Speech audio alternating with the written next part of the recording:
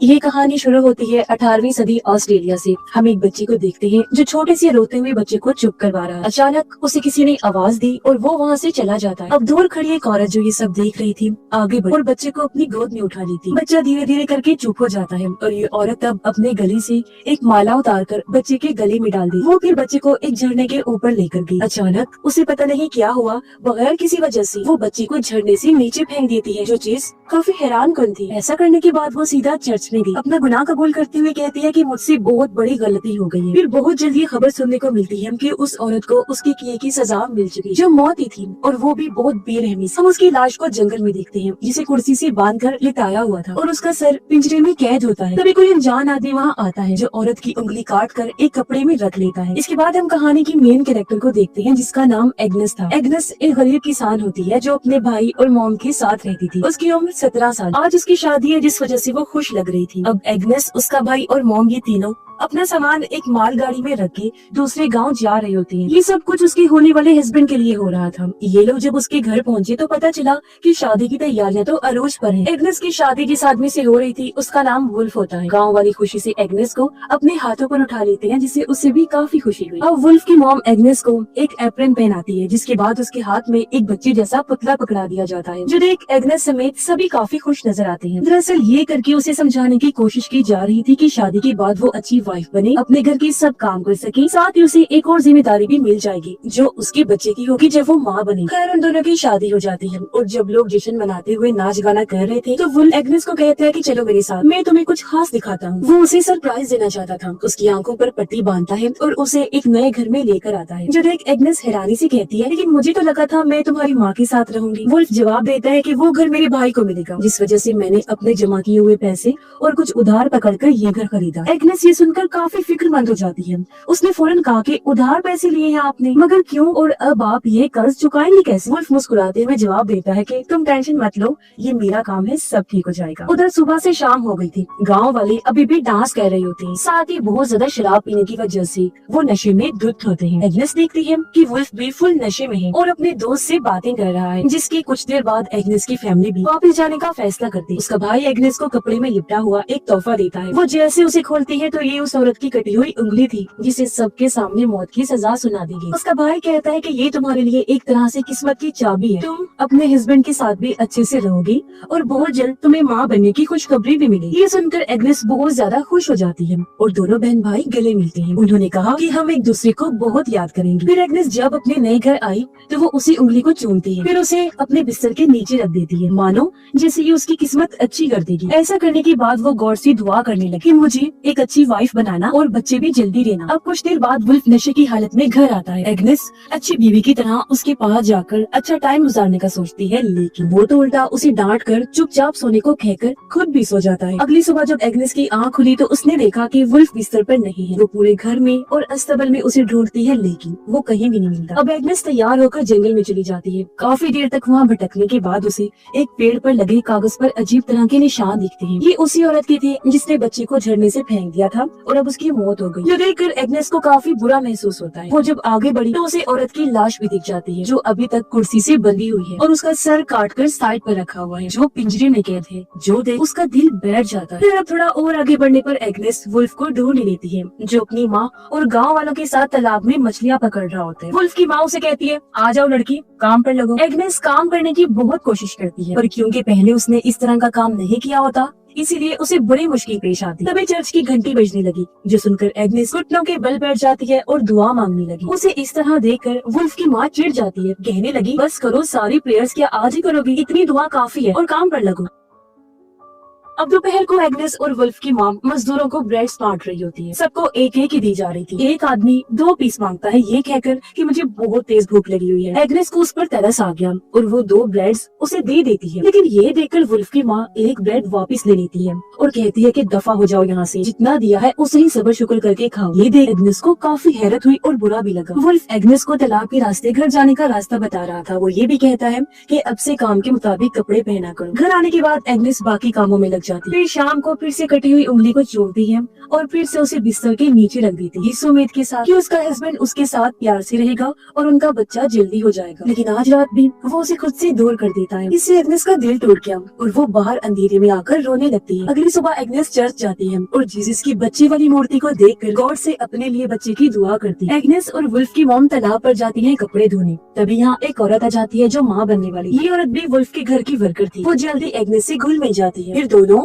जंगल में जाती है आराम करने के लिए, लेकिन उनकी वहाँ आँख लग जाती है। एग्नेस की जब आँख खुली तो उसे एहसास हुआ कि मैं काफी टाइम से सो रही हूँ। वो औरत भी वहाँ से जा चुकी थी, इसीलिए एग्नेस भी जल्दी से उठकर घर की तरफ चल देती। वहाँ पहुंचकर उसने देखा कि वुल्फ की मॉम खाना बना रही। वो पूछती है क्या मैं आपकी मदद करूँ? वुल्फ की मॉम गुस्से में मना कर देती है और पूछती है ये अब तक कहाँ थी? एग्नेस जवाब देती है चर्च गई। इस पर वुल्फ की मॉम उसे ताना देते हुए कहती है कि तुम बेशक जितनी मर्जी दुआएं करो, लेकिन गॉड उस औरत का साथ कभी नहीं देते जो अपने हस्बैंड का ख्याल नहीं करती और उसे टाइम से खाना बना के नहीं देती। वुल्फ की माँ ये भी कहती है कि तुमने जो पौधा रखा हुआ है बहुत बुरा है, गंदा है, पूरा घर ही इसकी वजह से गंदा लगता है, इसलिए बेहतर होगा इसे फेंक दो। अब उनके बर्ताव से एग्नेस को काफी बुरा फील हुआ। वो वुल्फ से पूछती है क्या तुम्हारी मॉम हर रोज आएंगी? उसने जवाब दिया पता नहीं। एग्नेस फिर पूछती है वो क्या मुझसे नफरत करती है? इस पर वुल्फ समझाता है कि ऐसी बात नहीं है, मेरी माँ बस थोड़ी सख्त है और गुस्सा हमारे खून में है। फिर आज रात भी वुल्फ एग्नेस से कोई बात किए बगैर ही सो जाता है, जिससे वो काफी उदास हो गई। सोचती है कि आखिर मैं ऐसा क्या करूं कि मेरा हस्बैंड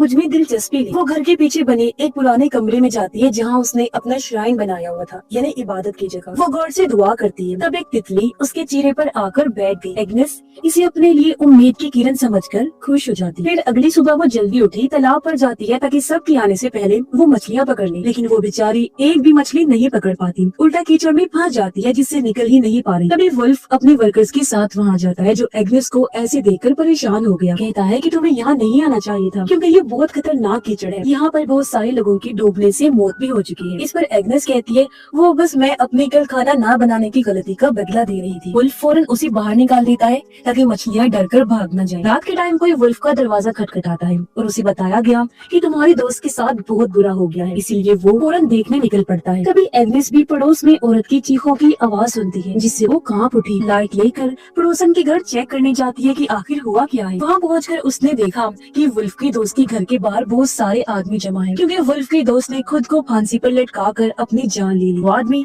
उसकी लाश को लेने आए और उसकी मॉम रो रही और आदमियों से मिन्नतें कर रही थी कि प्लीज इसे मत लेकर जाओ, लेकिन कोई उसकी बात नहीं सुनता। वो उसकी लाश को एक कैरेज पर रखकर वहाँ से ले जाते हैं। ये सब देखकर एग्नेस काफी डर गई। वो सहमी हुई घर लौट आती है, दुआ करने लगी कि मैं हमेशा हर बुराई से बची रहूं। अगले दिन वहाँ पर फादर आए। वो कहते हैं कि वुल्फ के दोस्त की लाश को दफन नहीं करना क्योंकि अपनी जान लेना बहुत बड़ा गुनाह है। शुरुआत में जिस औरत ने बच्चे को झरने से फेंका था वो उसका अपना ही बच्चा था, लेकिन उसने तो अपना गुनाह कबूल कर लिया था, तो उसे फिर भी तकरीबन माफ कर दिया गया। माफी भी किया कि दर्दनाक मौत तो फिर भी उसे दी गई, लेकिन क्योंकि उसने अपना गुनाह कबूल कर लिया था इसलिए उसकी आत्मा हेवन यानी जन्नत में जाएगी। और वुल्फ की दोस्त ने खुद अपनी जान लेकर इतना बड़ा गुनाह किया कि उसकी आत्मा गुम हो गई है और वो पक्का हेल यानी जहन्नुम में ही जाएगी। चर्च से बाहर आने के बाद एग्नेस देखती है कि वुल्फ के दोस्त की लाश को बाकी गुनाहगारों की लाशों के साथ सड़ने के लिए कूड़े में फेंक दिया है। अगले दिन एग्नेस जब खेतों में काम कर रही थी तो उसे फीमेल वाला मसला हो जाता है, जिससे वो बेचारी मायूस होकर रोने लगती है क्योंकि उसने माँ बनने की दुआ की।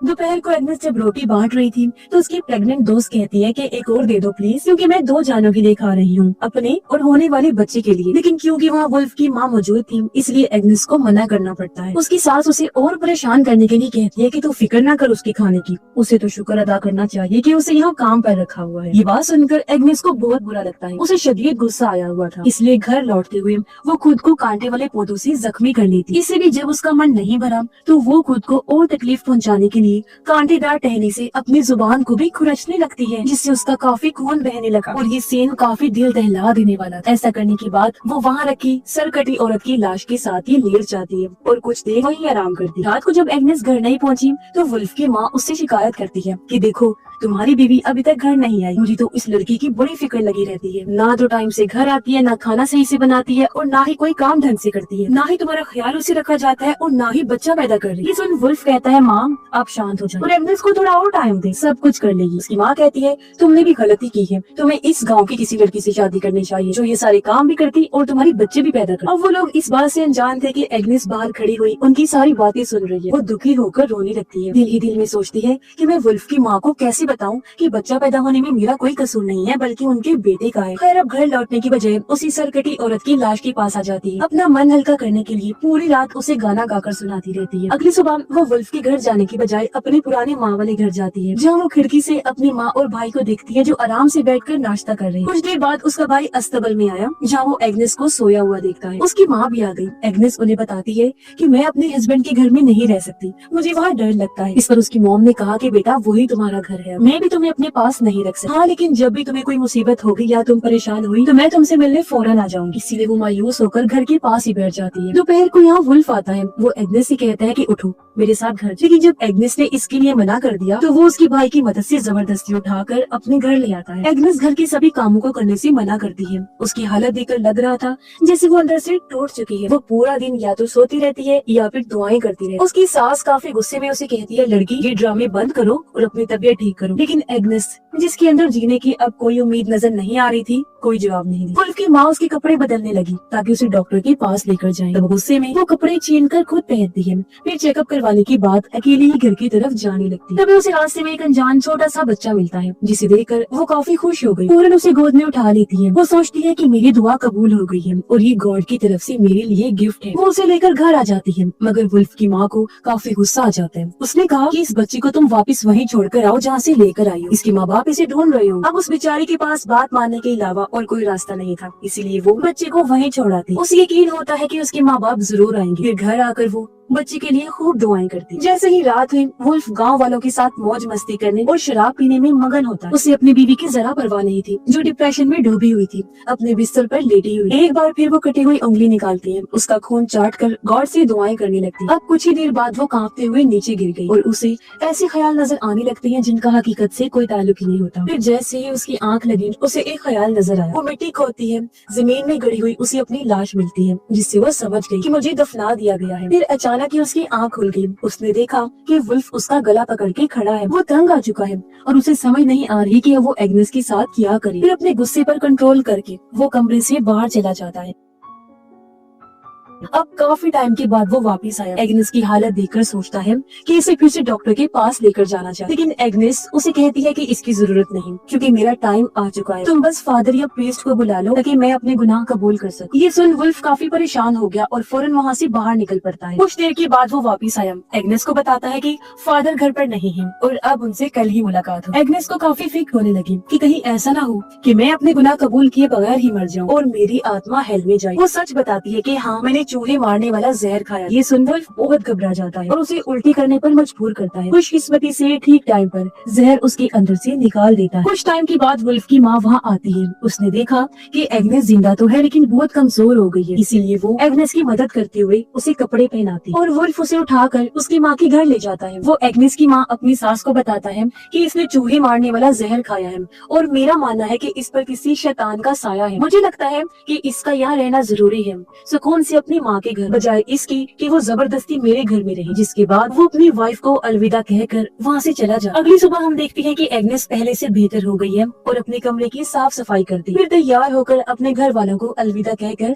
घर से निकल जाती है। वो जंगल में पहुंची जहाँ उसे बच्चों का एक ग्रुप नजर आया जो खेल रहे थे। एक बच्चे से पूछती है क्या तुम मुझे यहाँ के श्राइन के बारे में बता सकते हो, मैं तुम्हें पैसे दूँ। बच्चा इसके लिए मान गया और जब ये दोनों श्राइन तक पहुँचे तो एग्नेस उसे कहती है कि तुम भी मेरे साथ दुआ करो। बच्चा मान गया और ये दोनों श्राइन के अंदर जाकर दुआ करने लगते हैं। लेकिन अब अचानक एग्नेस लड़की की गर्दन में चाकू घुसा देती है जिससे वो जख्मी होकर नीचे गिर गया। एग्नेस उसे पकड़ लेती है। बच्चा गिड़गिड़ाता है प्लीज मुझे मत मारो, लेकिन वो कई बार चाकू से वार करके उसकी जान ले लेती है। उसकी लाश को देखकर कहती है अब तुम गुनाह नहीं करोगे, तुम बच्चे भी थे इसलिए गॉड की में तुम एक फरिश्ता बन चुके। फिर वो चर्च गई। अगले दिन फादर से मिलने की बात करती है। रात में वो अपने बाल काट लेती है और अगले दिन फादर के सामने अपने सभी गुनाहों को कबूल करने लगी कि मैं सबसे पहले अपने हस्बैंड को खुश नहीं कर सकी। फिर मैंने अपनी सास के बारे में उल्टा सीधा सोचा, अस्तबल की जानवरों की भी देखभाल नहीं कर सकी और कोई काम ठीक से ना करके अपने इन लोगों पर मुसीबत लाई। आगे वो कहती है मैंने एक अच्छी बीवी बनने की बहुत कोशिश लेकिन मैं नाकाम रही और मैंने यही सोचकर चूहे वाला जहर खा लिया था कि कोई मेरी मदद नहीं कर सकता। इनके अलावा